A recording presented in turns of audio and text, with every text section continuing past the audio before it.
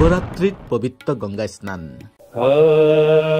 তৎপুৰুষায় বিদ্মহে মহাদেৱায় ধীমহি তন্নো ৰুদ্ৰ প্ৰচোদয়াৎ। ওম তৎপুৰুষায় বিদ্মহে।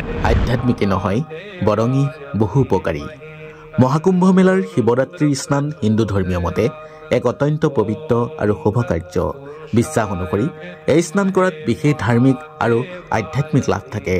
বিশ্বাস মতে মহাকুম্ভৰ পবিত্ৰ নদীত স্নান কৰিলে জীৱনৰ সমস্ত পাপ দূৰ হয়। এই স্নান আত্মশুদ্ধিৰ উপায় হিচাপে ধৰা হয় আৰু মুক্তিৰ পথ প্ৰশস্ত কৰে। শিৱৰাত্ৰিৰ দিনা পবিত্ৰ নদীত স্নান কৰিলে বহু যুগৰ পুণ্য লাভ হয় বুলি ধৰ্মগ্ৰন্থসমূহতো উল্লেখ আছে। ভগৱান শিৱৰ আশীৰ্বাদ লাভ হয় আৰু জীৱন শান্তিপূৰ্ণ আৰু কল্যাণময় হয়। এই ধৰণৰ ধৰ্মীয় আচাৰ আচৰণে মানসিক শান্তি আনে আৰু আধ্যাত্মিক শক্তি বৃদ্ধি কৰে।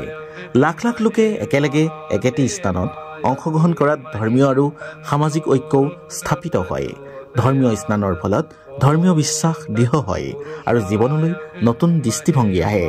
বিজ্ঞানসন্মতভাৱে চাবলৈ গ'লে ঠাণ্ডা পানীত স্নান কৰাটো শাৰীৰিকভাৱে সতেজ অনুভৱ কৰাৰ উপায়।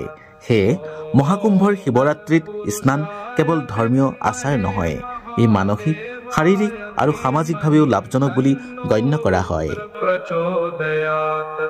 ওম তৎপুৰুষায় বিদ্মহে মহাদেৱায় ধীমহি তন্নো ৰুদ্ৰ প্ৰচোদয়াৎ।